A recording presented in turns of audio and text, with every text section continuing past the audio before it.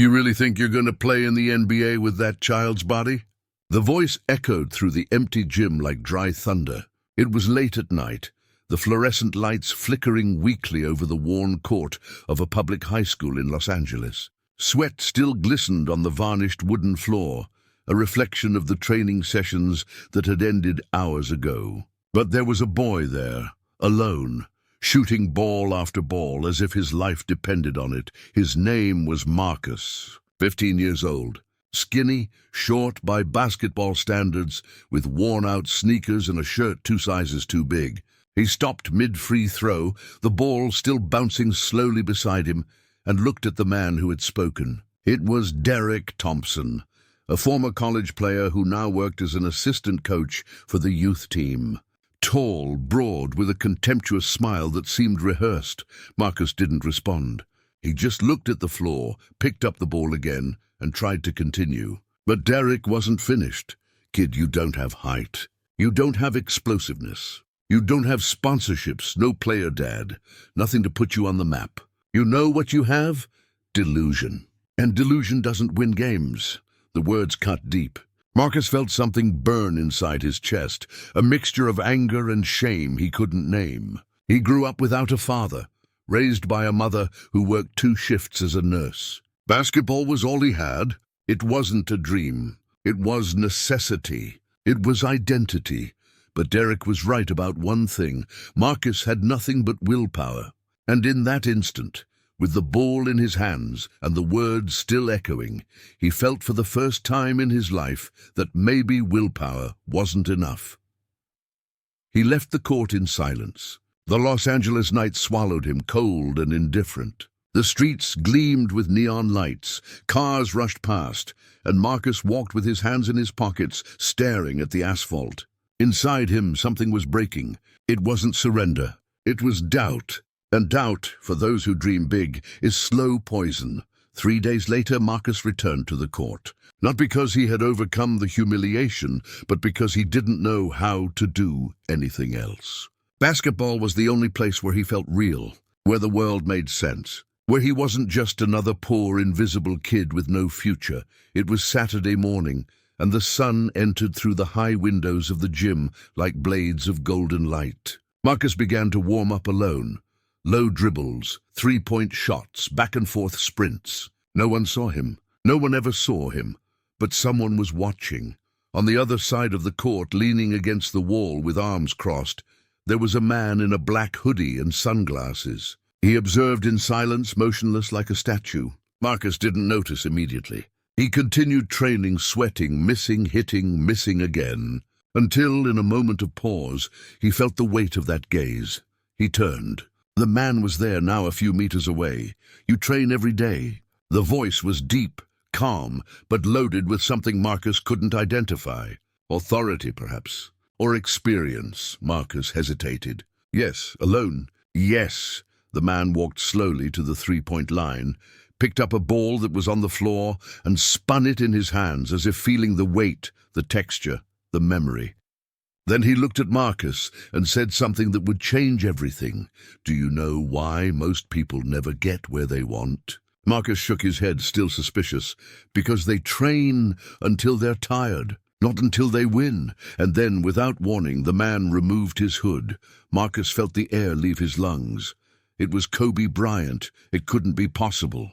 It couldn't be real. But it was. Kobe Bryant, 5-time NBA champion, living legend, global icon, was there, on the public court of some random high school, looking directly at him.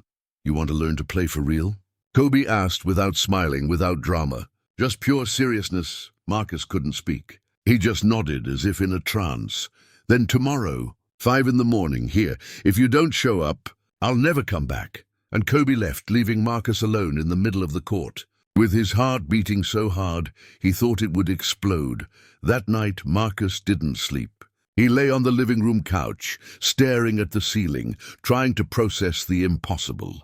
Kobe Bryant, the Kobe Bryant, had appeared, had spoken to him, had offered training, but doubt came back, crawling, whispering in the back of his mind, what if you're not good enough? What if he gives up on you on the first day? What if Derek is right? Marcus got up, went to the foggy bathroom mirror and looked at himself. He saw the skinny boy, the deep tired eyes, the old shirt. He saw everything he wasn't. But then, for a second, he imagined what he could be. At 4:30 in the morning, he was already on the street, running toward the gym. The sky was still black, speckled with stars that gradually disappeared with the arrival of dawn. The streets were deserted. Just a few homeless people wrapped in blankets and the occasional late-night car. When Marcus arrived, the court was dark, empty, no sign of Kobe. The clock read 4:50. He waited. 5 o'clock. Nothing. 5:10. Nothing. Then, at 5:15, the gym lights turned on all at once, blinding, and Kobe entered through the side door, wearing a black sweatshirt and immaculate sneakers. He looked at Marcus, who was sitting on the floor, waiting. "You're late," Kobe said, without emotion. Marcus frowned. "I got here before 5, and I told you 5 in the morning. That means you should be warmed up, sweating, ready to work at 5. Not arriving at 5. Kobe threw a ball to Marcus. "First lesson, a winner's time isn't the same as someone who wants to win's time. Winners arrive early." Marcus caught the ball, swallowed his frustration, and nodded. "Got it. No, you don't, but you will." And so it began. Training with Kobe wasn't training. It was war. On the first day, Marcus thought he was going to die. Kobe didn't yell, didn't curse, didn't motivate with pretty words. He simply demanded. He demanded perfection in every movement, every shot, every step. And when Marcus made a mistake, Kobe made him repeat it. 10 times, 20, 50, why do you shoot that way? Kobe asked after Marcus missed his 20th consecutive free throw. "I don't know. It's the way I've always done it." "You've always done it wrong then." Kobe picked up the ball, positioned himself at the line, and shot. The ball cut through the air with perfect rotation and went in without touching the rim. Pure net sound. Basketball isn't talent. It's physics, angle, repetition, and mentality. Do you want to be good, or do you want to be great? Great. Then forget everything you learned and start from scratch. Marcus spent the next 7 days redoing his shooting mechanics. Kobe broke every habit, every vice, every shortcut Marcus had developed playing alone. It was painful, frustrating, humiliating even. But gradually, something began to change. In the second week, Marcus made 50 consecutive free throws. Kobe didn't celebrate. He just said, "Now do 100. In the third week, Marcus managed to finish a layup with his left hand against Kobe's defense, something that seemed impossible at the beginning. Kobe just nodded. "You're starting to understand." But it wasn't just technique. Kobe trained Marcus's mind in ways he never imagined. He made him play in the dark to feel the ball. He made him shoot blindfolded to understand the movement. He made him run until his body screamed for mercy, and then run a little more. "Pain is temporary," Kobe said as Marcus collapsed on the floor, panting. "Regret is forever. You choose." Marcus chose pain, always. A month later, something unexpected happened. Marcus was called up to play on the school's main team, not as a starter but as a reserve. Still, it was a victory, recognition. But Derek, the assistant coach who had humiliated him, wasn't satisfied. So the prodigy returned, Derek said at the first practice with the full team, sarcasm dripping from every word. "Must have been locked in your room watching YouTube videos, right? Learned some tricks?" The other boys laughed. Marcus clenched his fists but controlled himself. He remembered Kobe's words. "People will test you. Don't respond with anger. Respond with results." So Marcus went to the court and played like he had never played before. Sharp defense, precise passes, accurate shots. In a 5-on-5 scrimmage, he scored 20 points and gave 7 assists. When it was over, Derek was silent. The head coach, Coach Williams, a 60-year-old man with gray hair and tired eyes, looked at Marcus with something close to surprise. "Where did you learn to play like that?" Williams asked. Marcus almost answered, but held back. Kobe had asked for absolute secrecy. "Training alone, Coach," Derek snorted. "Alone, sure."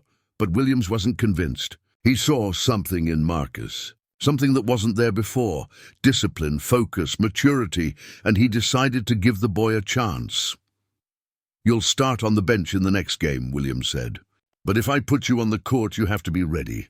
I don't want effort. I want results, Marcus nodded. I'll be ready.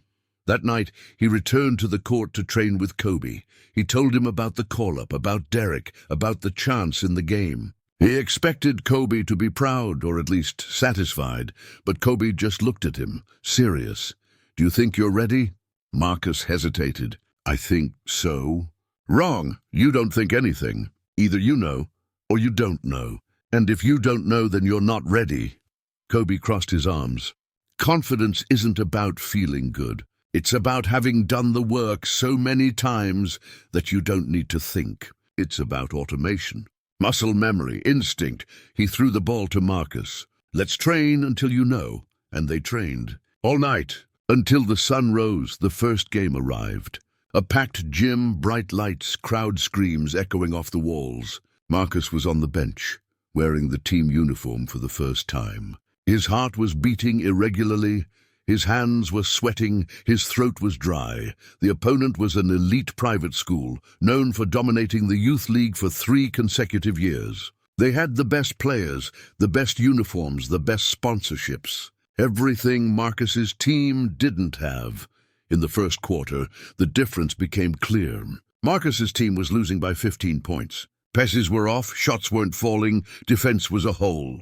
Coach Williams called fouls, shouted instructions, but nothing worked. Derek, sitting next to the coach, shook his head with disdain. This team has no salvation, he muttered loud enough for everyone to hear. In the second quarter, the situation worsened. 22-point difference. The opposing school's crowd celebrated every basket as if it were a championship final. Marcus's starting players began to give up, shoulders drooping, faces defeated. That's when Coach Williams looked at the bench. Looked at Marcus. Kid, you're going in now. Marcus stood up, heart exploding in his chest. Derek rolled his eyes. You're going to put in the prodigy. We'll lose by 30, but Williams ignored him. Marcus entered the court and something changed. Not on the scoreboard, not in the crowd. But inside him, he remembered all the mornings with Kobe, every shot repeated to exhaustion, every run until the body begged to stop, every harsh word, every brutal lesson. And then he played. Marcus got the first ball, dribbled past 2 defenders and finished with a smooth layup. 2 points. On the next play, he stole the ball at mid-court and converted on a fast break. 2 more. The difference dropped to 18, then 16, then 12. The gym, which before was in sepulchral silence on Marcus's team's side, began to wake up. Timid screams, then louder, then in chorus. Let's go, Marcus. Let's go. But the opposing team wasn't weak. They responded with rehearsed plays, 3-point shots, fast counterattacks. The difference went back up. 15 points. Then 17. At halftime, Coach Williams gathered the team in the locker room. Everyone was downcast, sweating, defeated. Except Marcus. He had his eyes fixed on the floor, breathing deeply as if in a trance. Williams spoke. Look, I know they're better.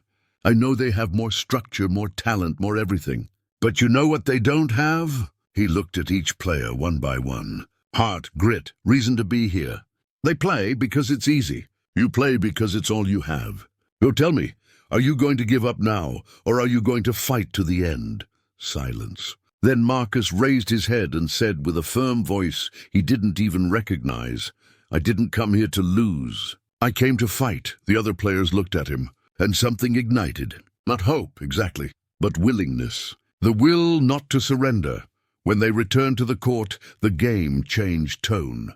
The third quarter was a battle. Marcus took control of the team, not because he was the best, but because he refused to stop. He passed the ball to open teammates, encouraged the defense, shouted instructions, ran more than anyone. The difference dropped to 10 points, then 8, then 5. The opposing coach called timeout. He adjusted the defense, put 2 defenders on Marcus. But Marcus didn't need to score alone. He found Jeremy, the center who hadn't made anything all game, free under the basket. He passed the ball. Jeremy converted. 3-point difference. The crowd was on its feet. The gym shook. In the final quarter, with 2 minutes remaining, the score was tied. 68-68. The tension was unbearable. Each possession seemed to last an eternity. The opponent attacked, three-point shot, missed. Marcus got the rebound, ran the court, passed to Tyler on the wing, who finished. 70-68, 30 seconds. The opponent advanced, passed the ball quickly, shot from three again. The ball spun on the rim, once, twice, three times, and went in. 71-70, 15 seconds. Coach Williams called timeout. In the huddle, everyone was looking at Marcus. Williams drew up the play, but deep down everyone knew the ball was going to Marcus. "Are you ready?" Williams asked. Marcus took a deep breath. Thought of Kobe, thought of the mornings, thought of everything that brought him there, and said, "I am." The ball went to Marcus at the top of the key. 10 seconds. He dribbled, created space. 9 seconds. Two defenders came at him. 8 seconds. Marcus hesitated. 7 seconds. Then he saw Jeremy was open, under the basket, asking for the ball. The obvious play. The safe play. But it wasn't the right play. Marcus knew deep down that Jeremy would miss. He was nervous, insecure. Marcus had to shoot, had to trust himself. 5 seconds. He crossed over, pushed away the defenders, rose for the shot. 3 seconds. The ball left Marcus's hands. Perfect rotation, high trajectory. The entire gym held its breath. 2 seconds. The ball hit the rim, bounced up 1 second, and fell out. The whistle blew. Game over. 71-70 defeat. The opposing team exploded in celebration. The gym fell silent on Marcus's side. He fell to his knees in the middle of the court, hands on his head, eyes burning. He had failed, lost the game, disappointed the team. Disappointed Kobe. Teammates tried to console him, but Marcus barely heard. He left the court, crossed the empty locker room, and sat on the cold floor, alone with his head in his hands. That's when he heard footsteps. Someone entered. Marcus looked up.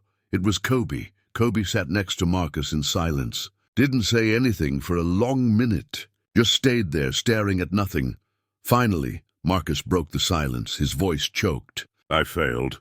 I had to make it. I trained so hard. Did everything right. And still, I failed." Kobe took a deep breath. "Do you know how many times I missed the game-winning shot in my career?" Marcus shook his head. 26 times. 26 games where I had the ball in my hand, the game on the line, and I missed. You know what I learned from that? Marcus looked at him, red eyes. "I learned that failing doesn't define you. What defines you is what you do after." Kobe placed his hand on Marcus's shoulder. "You played with courage. You took responsibility. You didn't run from the moment. That's not failure. That's leadership, but we lost. And you'll lose again, many times. But you'll also win. And when you win, it won't be because of talent. It'll be because you didn't give up when you had every reason to give up." Marcus wiped his eyes, trying to process the words. Kobe continued. "You know what the difference is between someone good and someone great. Someone good gives up when they fail. Someone great uses failure as fuel. You decide what you want to be." Marcus nodded slowly. "I want to be great. Then get up and get back to training. Because tomorrow, 5 in the morning, I'll still be there. And you?" Marcus looked at Kobe, and for the first time since the game, a small smile appeared at the corner of his mouth. "I'll be there." Kobe stood up, extended his hand, and helped Marcus rise. "And then let's work." The following days were the hardest of Marcus's life. Not because of physical training, but because of mental weight. The defeat haunted him. He saw the shot missing, the ball hitting the rim, the game slipping from his hands. He saw it in dreams. Saw it when he closed his eyes. But Kobe didn't let him drown in self-pity. Every day, 5 in the morning, there he was. Relentless, demanding, and somehow present. "You know what separates the stars from the legends?" Kobe asked one morning, while Marcus completed his 1,000th shooting repetition. "Stars play until they get it right. Legends play until they can't get it wrong. Do you want to be a star or a legend?" Marcus, sweating, exhausted, answered without hesitation. "Legend. Then stop counting shots and start making each one as if it were the last of your life." Marcus understood. It wasn't about quantity. It was about intention. Every movement had to be perfect. Every repetition had to matter. And so gradually something changed. Not just in the game, but in Marcus. He stopped being the insecure boy seeking approval. He began to become the player who didn't need external validation. He knew what he had done, knew the work he had put in, and that was enough. 3 weeks later, the team had another game, this time against a local rival. Marcus entered as a starter and played like never before. 15 points, 8 assists, 4 steals. Victory by 12 points. When the final whistle blew, teammates lifted him on their shoulders. The crowd shouted his name. Coach Williams smiled for the first time in years. Even Derek was silent, arms crossed, with nothing to say. But Marcus didn't celebrate. He just looked at the bleachers, searching for Kobe, but he wasn't there. He had never been at any game. It was part of the agreement. Kobe trained Marcus in the shadows. The spotlight was all Marcus's. That night on the empty court, Kobe finally appeared. Marcus was practicing free throws, as always. "You played well today," Kobe said. With that neutral tone Marcus already knew. "Thanks." "But it wasn't perfect." Marcus smiled. "It never is." "Exactly. And it never will be. But that's what keeps you training. The pursuit of perfection you'll never reach, but that makes you better every day." Kobe picked up a ball and shot. It went in clean. "Now tell me, why do you play basketball?" Marcus stopped. No one had ever asked that. He thought for a long moment, and then answered honestly, "Because it's the only thing that makes me feel like I matter." Kobe nodded slowly. "Wrong," Marcus frowned. "You play because you love it. Because it completes you. Because when you're on the court, you're the best version of yourself. Not because you're proving something to someone, but because it's who you are." Kobe looked directly into Marcus's eyes. "The moment you play to prove something, you've already lost. You play because it's you. And that's enough." Marcus felt something dissolve inside him, a pressure he didn't even know he was carrying. And for the first time, he understood. It wasn't about being the best. It was about being true. The months passed. Marcus became the team leader. Not the most talented, but the most dedicated. The most reliable. The one who arrived first and left last. The one who helped teammates, encouraged in difficult moments, carried the weight when no one else could. The team began to win. 5 games in a row. Then 10, then 15. They weren't the favorites. Didn't have the best roster. But they had something rarer, unity and purpose. Derek, who had spent months ridiculing Marcus, now stayed silent, observed, and on a rare day of humility, pulled Marcus aside after a practice. "I was wrong about you," Derek said, avoiding Marcus's gaze. "You're more of a player than I thought." Marcus could have been arrogant, could have retorted, but he remembered what Kobe taught him. Humility isn't about being small. It's about not needing to prove anything, so Marcus just nodded. "Thanks, coach." Derek swallowed his pride and extended his hand. Marcus shook it, and there, in silence, mutual respect was born. Meanwhile, Marcus's relationship with Kobe deepened. It wasn't just training. It was mentorship, life. Kobe told stories of his own defeats, the times he wanted to give up, the injuries that almost destroyed him. He shared not the glamour, but the pain. "You know what nobody tells you about being great," Kobe said one dawn while they rested after an exhausting training session. "That it hurts. Every day. Your knees hurt, your back hurts, your mind hurts. You wake up and think, I don't know if I can do it again. But you do. Because being great isn't about never doubting. It's about doubting and doing it anyway." Marcus listened in silence, absorbing each word as if it were sacred. "Why do you do this?" Marcus finally asked. "Why do you train me? You didn't know me, didn't owe me anything." Kobe was silent for a moment, then said with rare sincerity, "Because someone did this for me. And because when I saw you on that court, alone, training as if your life depended on it, I saw myself. And I know how hard it is to do that alone. No one should have to." Marcus felt a lump in his throat. "Thank you, Kobe, for everything." Kobe placed his hand on his shoulder. "You don't owe me anything. Just pass it forward one day. Find a kid who needs it and teach him what I taught you. I promise." The season reached its climax, the regional finals. Marcus's team would face the same elite school that had defeated them in the first game. It was the chance for redemption, to prove that the growth was real. The gym was packed. Local press, college scouts, hundreds of fans. Marcus was on the bench waiting to enter, heart racing but mind calm. He had trained for this moment, lived for this moment. When the game began, it was war.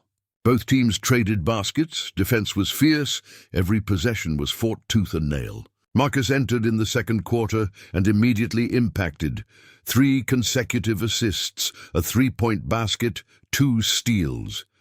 At halftime, the score was tied. 42-42, Coach Williams gathered the team. This is the game that defines who you are, not champions or losers, but fighters, people who don't give up. So tell me, are you going to fight? Yes. The team shouted in unison. Marcus looked around, saw his teammates' faces, sweaty, tired, but determined, and felt pride. They weren't just a team. They were a family forged in pain and persistence. The third quarter was brutal. The opposing team intensified the marking, putting full pressure on Marcus. 2, sometimes 3 players surrounded him every possession. They had studied Marcus, knew he was the team's brain, the heart that made everything work. But Kobe had prepared Marcus for exactly this. When they come at you with everything, Kobe had said weeks ago, it's not time to be a hero, it's time to be a leader. Leaders make others shine. So Marcus did exactly that. He passed the ball to Jeremy, who was finding his rhythm, passed to Tyler on the wings, passed to Chris on the perimeter. He became the conductor, not the soloist, and it worked. Jeremy converted 4 consecutive baskets. Tyler made 2 3-point shots. Chris dominated defensive rebounding. Marcus's team opened a 7-point lead, then 10, but the opponent didn't give up. They adjusted, switched defenses, began attacking with more speed. At the end of the third quarter, the difference had shrunk to 3 points, 58-55. Derek, who now watched with genuine attention, murmured to Coach Williams, they're going to go for the quick tie in the last quarter. We need to control the pace. Williams nodded. I know, but I trust the boys. They know what to do. The fourth period began with maximum intensity. The crowd was deafening, divided between the two sides, screams, curses, encouragement all at once. Marcus felt the pressure like a physical force pushing against his chest. But he didn't back down. He dribbled, created space, passed to Jeremy. Jeremy missed. Opponent's rebound. Fast counterattack. Basket. 58-57. Marcus got the ball, advanced, tried a pass, but was intercepted. Another fast transition. Another opponent basket. 59-58. The opposing team had turned the game around. Coach Williams called timeout. In the huddle, everyone was panting, sweating, with tense looks. Marcus could feel fear creeping back. The memory of the first loss against this team. The memory of the shot he missed. But then he took a deep breath. Remembered Kobe. Remembered the mornings. Remembered the promise he made to himself. Never run from the moment again. I'll take it, Marcus said firmly. Give me the ball. I'll handle it. Teammates looked at him, not with doubt, but with confidence, because they knew who Marcus had become. Williams nodded.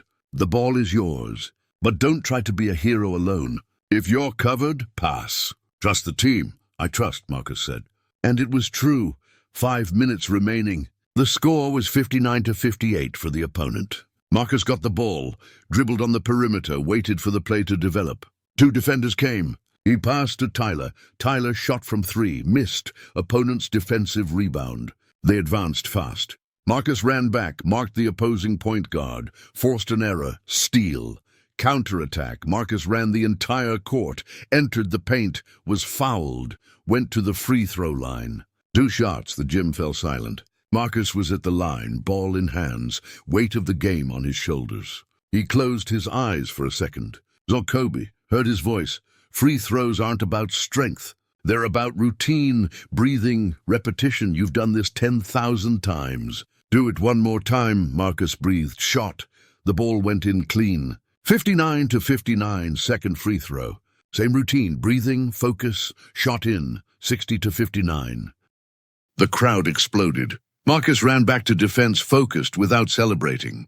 There were still 4 minutes. Still work to do. The opponent responded with a mid-range basket. 61-60. Marcus brought the ball past to Jeremy, who finished with authority. 62-61. The game became a war of nerves. Every basket was answered. Every mistake was punished. The clock ran relentless. 3 minutes. 2.5 minutes. 2 minutes, score 68-68. Tie again. Marcus was exhausted. His legs felt like concrete. Lungs burned, but his mind was clear. He knew what he needed to do. 1 minute and 20 seconds. The opponent attacked, missed the shot. Jeremy got the rebound, passed to Marcus. Marcus advanced slowly, controlling the time. 50 seconds, 40, 30, he called the play. Teammates moved. Marcus dribbled, created space, saw Tyler open in the corner. Passed the ball. Tyler hesitated. 20 seconds, shoot! Marcus yelled. Tyler shot. The ball spun on the rim. An eternity condensed in 2 seconds, and it went in. 71-68. 15 seconds remaining. The opponent called timeout. Marcus's team's crowd was delirious. Coach Williams gathered the team, shouting instructions about defense, but Marcus barely heard. He was focused, present, alive. The game resumed. The opponent advanced quickly, passed the ball to their best player, a tall, athletic boy who had scored 28 points in the game. He dribbled, rose for the three-point shot. Marcus jumped, extended his arm, tried to block. The shot went up. The ball flew in slow motion, spinning in the air, all eyes fixed on it, and it went in. To 71. 6 seconds. Coach Williams had no more timeouts. Marcus got the ball, looked at the clock, and ran. 5 seconds. Marcus dribbled the entire court, 2 defenders on him. 4 seconds. He crossed over, created an inch of space. 3 seconds. There was no time to pass. No rehearsed play. It was just him, the ball, and the basket. 2 seconds. Marcus rose for the shot at the top of the key, 3 meters from the three-point line. The entire gym held its breath. 2 defenders jumped with him, hands extended, blocking the light. 1 second. Marcus released the ball. Perfect rotation. High trajectory. Time seemed to stop. Marcus's entire life flashed by. His mother working to exhaustion. Nights training alone. Derek's humiliation. The first meeting with Kobe. The mornings sweating. The defeats, the victories, every sacrifice, every pain, every moment that brought him there. 0.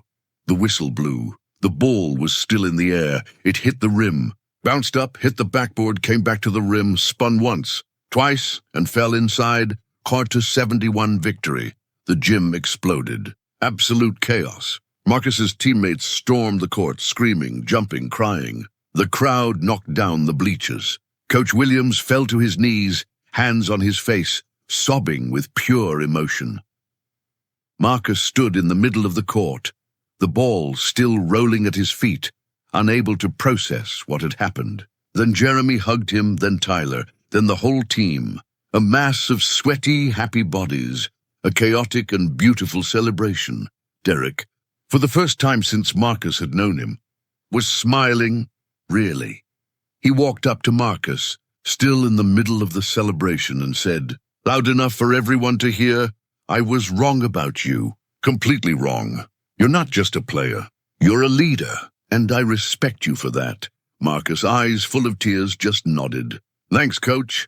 The party continued for hours. Trophies were raised. Photos were taken. Journalists asked questions. But Marcus was barely present. His mind was elsewhere, or rather, with someone else. When everything finally ended, when the gym emptied and the lights began to turn off, Marcus grabbed his backpack and left. He didn't go home. He went to the court where it all began. The public court. Empty, dark, where he trained alone before Kobe appeared. And there, leaning against the wall, arms crossed and a small smile on his face, was he Kobe Bryant. Were you there? Marcus asked, still processing everything. Kobe shook his head. No, but I knew you'd make it. How did you know? Because you were ready, not for the shot, but for the moment. You didn't run. You embraced the pressure.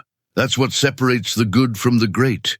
Marcus walked to the middle of the court, where it all began months ago, where he was just a lost boy, without direction, without confidence. And now he was someone else. I don't know how to thank you, Marcus said, voice choked. Kobe approached. You don't need to thank me. You did the work. I just showed you the way, but you walked alone. But without you, I would never have— Yes, you would have, Kobe interrupted firmly. Maybe it would have taken longer. Maybe it would have been harder. But you would have found the way, because you have something that can't be taught. Hunger. Not hunger to win. Hunger to be better. That's what brought you here. I just accelerated the process. Marcus looked at Kobe, trying to memorize every detail of that moment. Because somehow, he knew things were about to change. Will you continue training me? Marcus asked, already knowing the answer. Kobe smiled, a sad but proud smile. No, my work here is done. You don't need me anymore. You have the knowledge. You have the mentality. You have the work ethic. Now it's up to you.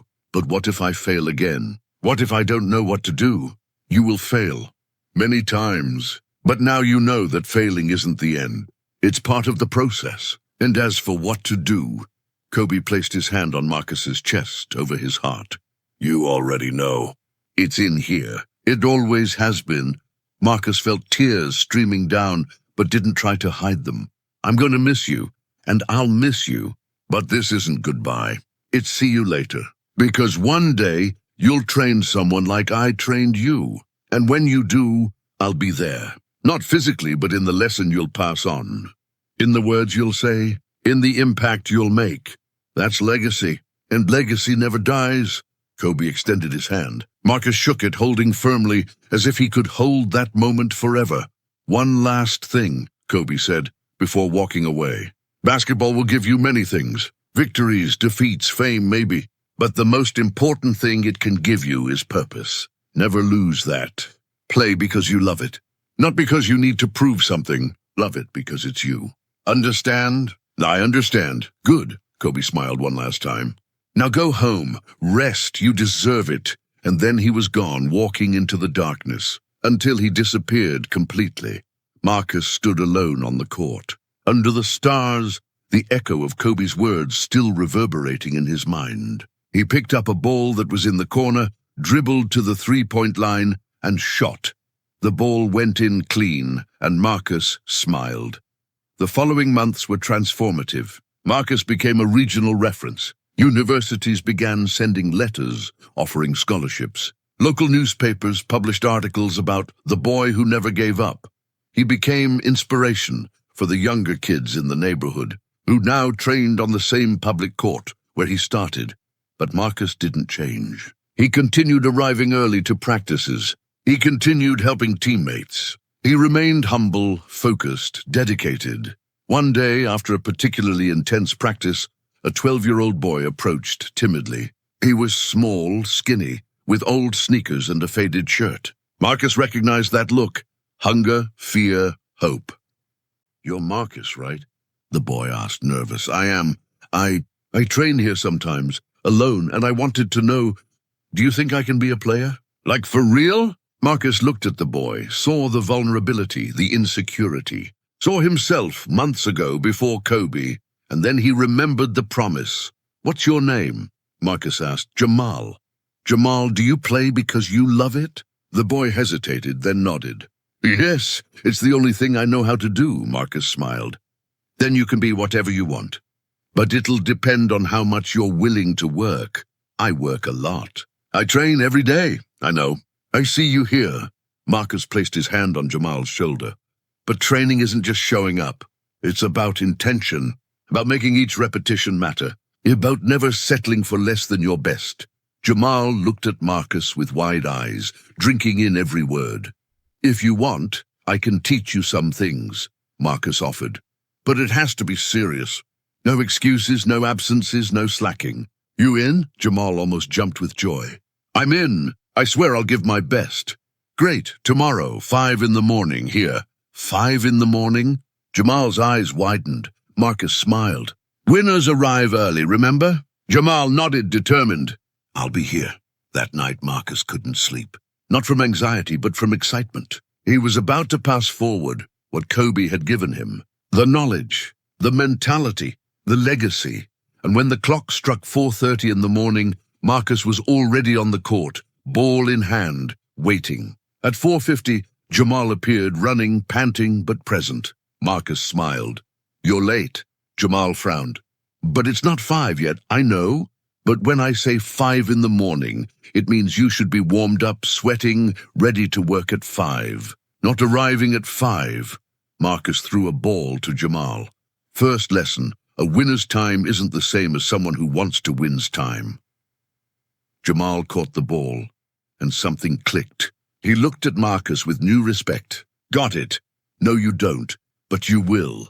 And so it began. Marcus trained Jamal as Kobe had trained him. No concessions, no shortcuts, just pure work, repetition, dedication. And surprisingly, Marcus discovered that teaching was as gratifying as playing. Seeing Jamal's progress, seeing confidence grow, seeing the boy become stronger, more skilled, more confident, that was special.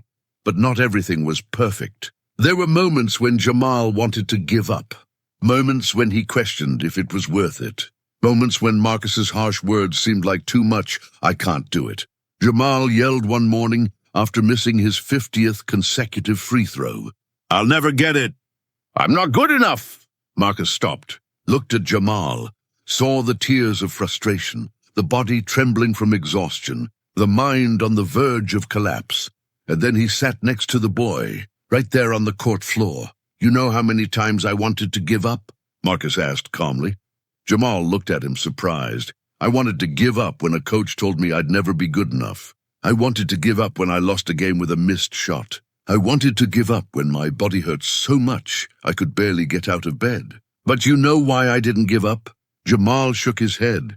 Because I had someone who believed in me when I didn't believe in myself. Someone who showed me that pain is temporary, but giving up is forever.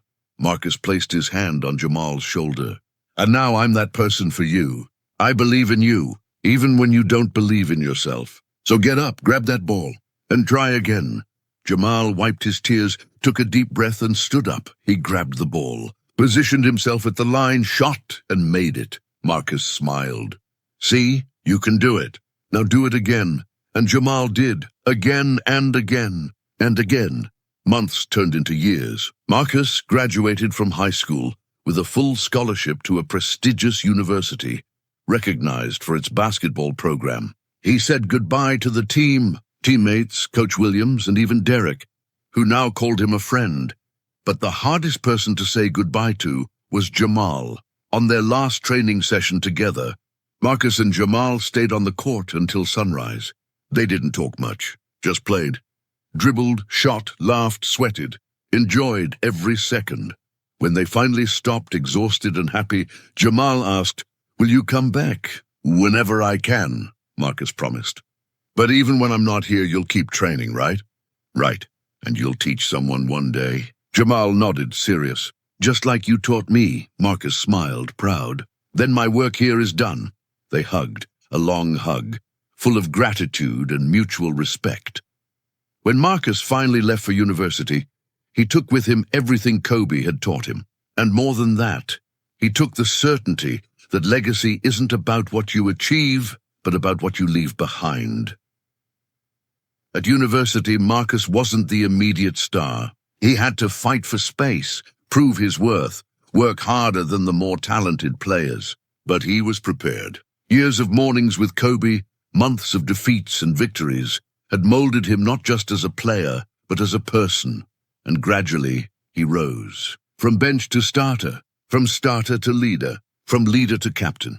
His story began to spread. The boy who trained with Kobe Bryant. The legend that nobody knew existed. Journalists tried to confirm. "Is it true that Kobe trained you?" Marcus always smiled. "I had an incredible mentor. That's all that matters." He never publicly revealed Kobe's identity. It was something sacred, private, a gift he kept in his heart. In January 2020, while Marcus was in his second year of college, something unthinkable happened. Kobe Bryant died in a helicopter accident. The news shook the world. Millions cried. Tributes were made. Basketball stopped. Life stopped. Marcus found out on a Sunday morning while preparing to train. He saw it on his phone. Read the headlines. Read the tributes. And then simply fell to his knees. The pain was physical, as if something inside him had been ripped out. Kobe wasn't just a mentor. He was a father, a brother, a friend. He was the person who saved him when he needed it most. For days, Marcus couldn't train, couldn't play, could barely get out of bed. Guilt ate at him. I should have thanked him more. Should have told him how much he meant to me. Should have. But then, on a sleepless night, Marcus remembered Kobe's last words, "Legacy never dies." And he understood. Kobe wasn't gone. He was alive in every shot Marcus made, in every piece of advice he gave to Jamal, in every morning he woke up to train, every time he chose work over talent, discipline over convenience. Kobe was alive in the legacy. So Marcus got up, went back to the court, and trained like never before. Not from pain, but from gratitude, from love, from respect. And when he entered the court in the next game, wearing a black armband in tribute to Kobe, he played with an intensity that scared even opponents. 35 points, 12 assists, 8 rebounds, victory. After the game, a reporter asked, "Marcus, where did that performance come from?" Marcus looked directly at the camera and said, with a choked but firm voice, "It was for someone who believed in me when no one else did. Someone who taught me that greatness isn't about talent, but about work. Someone who showed me that legacy is what you leave in people. This victory is for him, and always will be." And so Kobe continued to live. Years passed. Marcus finished college as one of the best players in the conference. Not the tallest, not the most athletic, but the most complete, the most reliable, the leader. He was drafted to the NBA, not in the first round, but in the second. Small team, modest contract. But he was there, fulfilling the dream that seemed impossible years ago when Derek humiliated him on that empty court. And Marcus never forgot where he came from. Every summer, he returned to Los Angeles, returned to the public court where it all began. And there he trained kids for free. Kids like him, kids like Jamal, forgotten kids, invisible, who only had willpower as a weapon. One of those kids was Daniel, 14 years old, son of immigrants, without fluent English, without money, without anything, but with fire in his eyes. "Do you think I can play in the NBA?" Daniel asked on a scorching summer day, while Marcus helped him correct his shooting mechanics. Marcus smiled. The same question he had asked Kobe years ago. "Do you play because you love it?" Marcus asked, "Yes, then you can be whatever you want, but it'll depend on how much you're willing to sacrifice." Daniel nodded, determined. "I'll do anything, not anything, the right thing, and the right thing is work. Every day, without exception." And Marcus trained Daniel as Kobe had trained him, as he had trained Jamal. And Jamal, who now played on a prep school youth team, also began training other kids.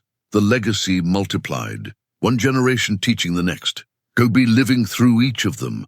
Years later, Marcus was already a veteran in the NBA, not a superstar, but a respected player. The kind that makes the team work, the kind that younger guys seek out for advice, the kind that trains in silence and leads by example. On a February night, after a difficult game, Marcus was alone in the locker room recording a video message. It was for Jamal, who was now in college, and Daniel, who had just earned a scholarship to play in high school. "You both asked me what it takes to win in life," Marcus said, looking at his phone's camera. "And the truth is, it's not about winning. It never was. It's about being true to who you are. It's about waking up every day and doing the work, even when no one is watching. It's about being grateful for the people who helped you and passing it forward. It's about legacy." He stopped, emotion taking over. "I had a mentor who changed my life. He taught me that greatness isn't about being perfect. It's about being consistent, about never giving up on yourself, even when the world gives up on you. And now I see you both doing the same, teaching others, passing it forward. And that's what makes it all worthwhile." Marcus turned off the video, but didn't send it immediately. He sat there in silence, thinking about the entire journey. From the lost boy on the empty court to the man he had become. And then he heard a voice, not real, but in his mind. Kobe's voice. "You did well, Marcus. I knew you would." Marcus smiled, tears streaming. "Thank you, Kobe, for everything. And in that moment, there in the empty locker room, Marcus felt peace, because he knew deep in his heart that he had honored the legacy. Not just Kobe's, but everyone who believed in him. 20 years after that first meeting on the court, Marcus was retired from professional basketball. He had become a youth coach, dedicating his life to finding forgotten kids and transforming them into leaders. Jamal was now an assistant coach at a university. Daniel was playing professionally in Europe, and there were dozens of others, boys and girls Marcus had touched over the years, each one passing the legacy forward. On a hot summer afternoon, Marcus was on the same public court where it all began, now renovated, with a plaque that read, "Kobe Bryant Court, where legends are made." He was there alone, as always, dribbling a ball, feeling the texture, the weight, the memory, and then he heard footsteps. He turned and saw a boy, maybe 13 years old, skinny, short, with old sneakers and a shirt too big. The boy stopped at the court entrance, hesitant. "You're Marcus, right?" Marcus smiled. "I am. I train here sometimes, alone, and I wanted to know. Do you think I can be a player?" Marcus looked at the boy and saw it all again. The fear, the hope, the hunger. Saw himself. Saw Jamal. Saw Daniel. Saw all who came before. "What's your name?" Marcus asked. "Carlos." "Carlos, do you play because you love it?" The boy nodded shy. "Yes." Marcus walked up to him, placed his hand on his shoulder, and said with a voice full of conviction, "Then you can be whatever you want. But it'll depend on how much you're willing to work." "I work a lot." "I know, but training isn't just showing up. It's about intention, about making each repetition matter, about never settling for less than your best." Marcus grabbed a ball and threw it to Carlos. "If you want, I can teach you. But it has to be serious. No excuses, no absences, no slacking. You in?" Carlos held the ball as if it were gold. "I'm in, I swear." "Great. Tomorrow, 5 in the morning, here." Carlos's eyes widened. 5 in the morning? Marcus smiled, hearing echoes of an old conversation. "Winners arrive early." Carlos nodded, determination burning in his eyes. "I'll be here." When the boy ran off, excited, Marcus stood alone on the court once more. The sun was setting, painting the sky orange and purple, casting long shadows over the worn asphalt. He looked up at the clouds moving slowly and whispered, "You see that, Kobe? The legacy continues, and it will continue forever." There was no answer, but Marcus didn't need one. He could feel it, in the breeze that swayed the net, in the heat that still emanated from the court, in the peaceful silence that enveloped everything. Kobe was there. Always had been, always would be. That night, Marcus returned home. It was a simple house, comfortable, with photos on the walls.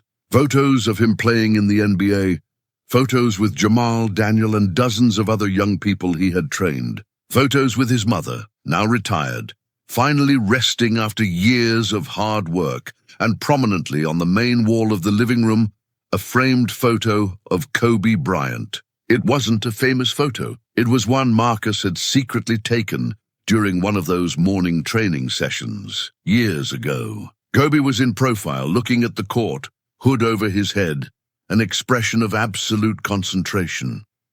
Below the photo, a phrase written by hand by Marcus. "Legacy isn't what you achieve, it's what you inspire in others." Marcus sat on the couch, grabbed an old, worn notebook he'd kept for years. It was the diary where he wrote down every lesson Kobe taught him, every training session, every conversation, every precious moment. He slowly turned the pages, rereading memories. And then he reached the last page, where he had written something the night Kobe died. "Today I lost my mentor, my hero, my friend. The pain is unbearable, but I promise to honor everything you taught me. I'll train as you trained. I'll teach as you taught. I'll live the legacy you started, because you didn't just give me basketball skills. You gave me purpose, identity, worth, and now it's my responsibility to pass this forward, forever. Thank you, Kobe, for seeing me when I was invisible, for believing when I doubted, for making me not just a better player, but a better person. Your legacy lives in me, and it will live in everyone I touch. This is my promise, my commitment, my tribute. Rest in peace, Mamba. You will never be forgotten. Marcus closed the notebook, tears flowing freely now. But they weren't tears of sadness. They were of gratitude, of love, of fulfillment, because he had kept the promise. The legacy continued. Marcus's story isn't about a boy who became a professional player. It's about something much bigger.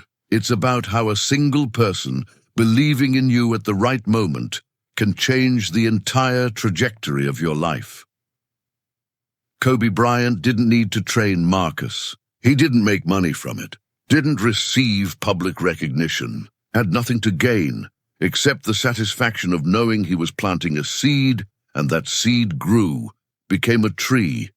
And from that tree, other seeds were born. Jamal, Daniel, Carlos, and hundreds of others whose names we'll never know, but whose lives were touched by Marcus's example.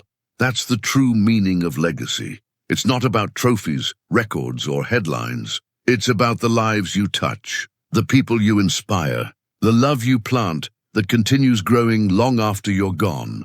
Derek Thompson, the coach who humiliated Marcus, learned a lesson too. He saw that words can destroy, but they can also build. And years later, he publicly apologized, saying, "I almost destroyed a kid's dream because of my own bitterness. But he taught me that greatness isn't about tearing others down. It's about lifting them up." Coach Williams, who gave Marcus the chance he needed, continued coaching for 15 more years, always looking for the Marcuses of the team, the kids nobody sees, but who have fire inside. Marcus's mother, who worked 2 shifts her entire life to give him a chance, finally saw her sacrifice pay off. Not because her son became rich or famous, but because he became a man of character, a man who uses his position to elevate others. And Kobe lives in every morning Marcus wakes up to train a young person, lives in every word of encouragement Jamal gives his players, lives in every shot Daniel makes with the perfect technique he learned, lives in every kid who discovers he's not alone, that someone believes in him, that his dreams are valid. If there's one lesson this story teaches us, it's this. You don't need to be the most talented to be great. You don't need to come from the right family, have the right resources, or be born with the right gifts. You only need 3 things. First, love for what you do. Marcus didn't play basketball to be famous. He played because it was who he was, because the court was the only place where he felt complete. When you love what you do, work stops being sacrifice and becomes purpose. Second, willingness to work when no one is watching. Anyone can work when there are cameras, applause, recognition. But the true winners are those who train in the darkness, in silence, when only they and their consciences know. Those are the ones who build the solid foundation that sustains all public victories. Third, gratitude and generosity. Marcus never forgot who helped him, and because of that, he dedicated himself to helping others. The cycle of legacy only continues when those who receive also give, when knowledge is shared, not divided, but multiplied. And perhaps the most powerful lesson of all, the true victory isn't in the final score. It's in who you become in the process. Marcus could have won that first game against the elite school and still been a loser if he had become arrogant, selfish, ungrateful. But he lost that game and became a winner because he learned humility, resilience, gratitude. The score is temporary. Character is eternal. Today, if you visit that public court in Los Angeles, now called Kobe Bryant Court, you'll see something special.